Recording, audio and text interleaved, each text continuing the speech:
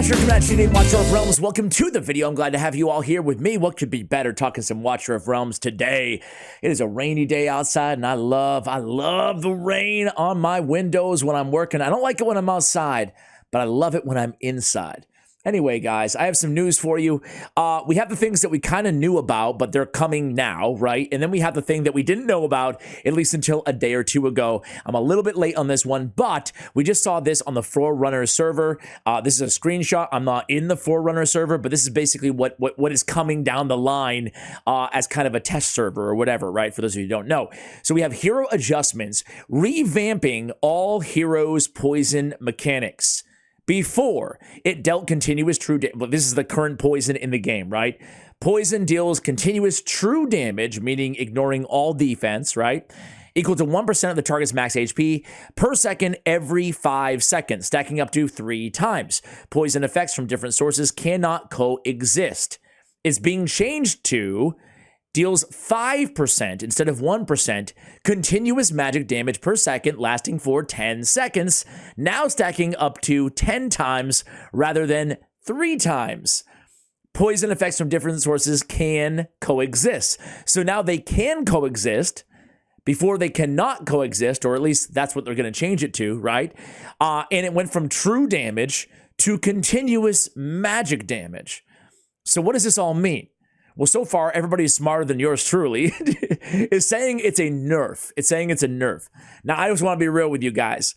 I have not played, and I can't. It's hard to anybody, even the smartest minds in Watcher of Realms, to make sense of what this really means. It's difficult, right? However, they go on to say that Cuke, Cutter, and Screef, the three poison rares in the game, the chance of inflicting poison has been reduced from 30 to 20, 30 to 15, and 30 to 15. So Cuke maintains the banner for the highest poison now. He didn't get as big of a nerf as Cutter and Screef. Probably because more people have invested in Cuke, totally, I guess, right? Because the abilities are essentially the same. So I want to throw it to you guys. How do you feel about this? To me, it's hard to speculate. It really is. It sounds like they made it to be as strong or maybe even stronger, hence reducing the chance of inflicting said poison. But a lot of people are saying, no, they made it weaker, and they made it even more weaker by nerfing these rares. I don't know, guys. I'm just reporting the news on this one. To me, it's going to be a wait and see. So kind of a, I don't know, wait and see, right? But the people on the Forerunner so far are saying that it seems to be a nerf. Either way, I don't know. How do you guys feel about that? I didn't see that one coming because honestly, I didn't see an issue at all. Pro or I don't think poison was too strong or too weak. So the rework to me is a little confusing, I guess. But who knows? Maybe it will work out. I don't know. We'll see. Time will tell. How do you guys feel about it? Let me know. Now we also have a gear dungeon coming to the game, right? So gear dungeon details. During the event, so this will be a gear dungeon event that comes into the game. So event is going to be not all the time, right? Commanders may challenge the gear dungeon via raid gear dungeons. Gear dungeons consist of 6 floors, and you can choose to challenge different floors with dungeon keys to earn gear sets and forge materials. So really we're seeing kind of a shift here from the way that we get gear, from just gear raids to now an emphasis on forge materials. You saw the same thing in Raid Shadow Legends. I know a lot of you guys came from Raid or play both games, right? By clearing any floors of the gear dungeon, commanders can obtain dungeon crystals, which can be used to purchase gear pieces and items in the dungeon shop, okay? So we'll have crystals, gear pieces, and special items in the dungeon shop in addition to the forge materials. Gear dungeons last for a total of 7 days. After 7 days, the gear dungeon will be temporarily sealed. So again, it's kind of some on and then a period of time off as well. Gear forge and identity. Gear dungeons provide new forge materials, sanguine scrolls, and smoldering scales. Commanders can forge new gear sets via Gear Foundry Forge with these materials. Clear the gear dungeon for a chance to discover unidentified gear, which can be identified vis-a-vis Gear Foundry Identity to obtain variant gear. Rewards, diamonds, ancient mythic gear, variant mythic gear, and gear recasting hammer. Requirements, you must clear stage 18 of gear raid 1, 2, and 3. Okay, so gear dungeons.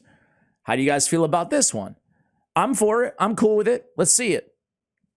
Not much else to add, I should say there, right? I'm cool. I'm cool with it, right? I find that Forge is in raid. At first, I didn't know what to make of the Forge, right? I was like, okay, is this just massive power creep? You know, is that it? And then over the years now, I've recognized this is a way to get more reliable and dependable gear sets of my choosing, types of gear of my choosing. So I think overall it's a really good thing, and I'm very excited about gear dungeons. I kind of want my cake and to eat it too here. I want it to be available all the time. But hey, we'll see how it is sealed and unsealed. Let's take it as it comes here, right? Hero reset event. We told you about this one a couple weeks ago, but Boreas, right? There was a little drama around this, but essentially during the duration of 326, which is in a few days, to 410, the rules: commanders can reset the designated hero that has been developed, retrieving all resources consumed in the hero's leveling, starring up, promoting, and awakening. You get all that stuff back. Wow.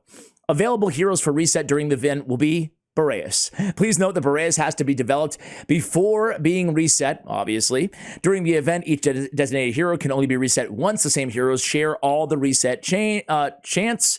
After resetting, the hero will be reset to level 1, initial star level, and all items and materials consumed in the hero's leveling up, starring up, promoting, awakening, and skill upgrading will all be returned. After resetting a hero who has consumed max level boost or max promotion grade boost, you'll receive the same amount of EXP, psychic power, and promotion insignias equal to the value of said boosts.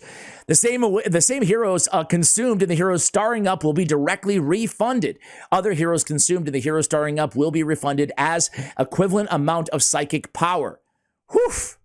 All right. Requirements: clear campaign stage N3-1.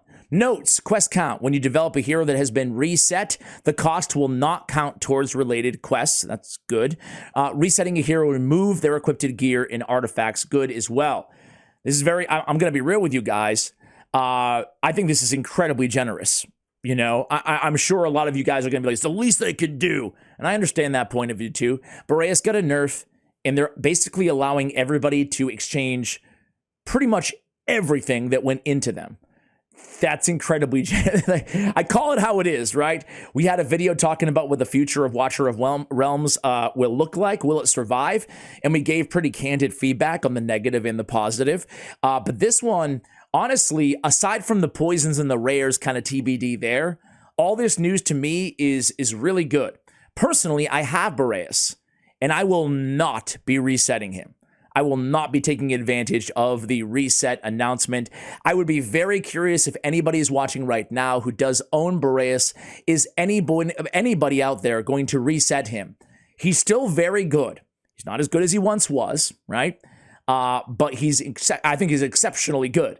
I can't, honestly, you let me know in the comments. I would love to hear from you and your rationale as well, right?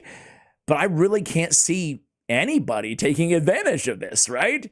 I mean, maybe if you have an A5 Boreas, right? Maybe that. Maybe if you have an A2, 3, 4, 5 Boreas and you want to reset to get those back and maybe awaken somebody else instead, I could understand that. But if you only have one Boreas like I do, not awakened, why would you want to put him to level 1, you know? There's not that many heroes. I don't think more essential or better than him. He still has the AoE free. I don't know.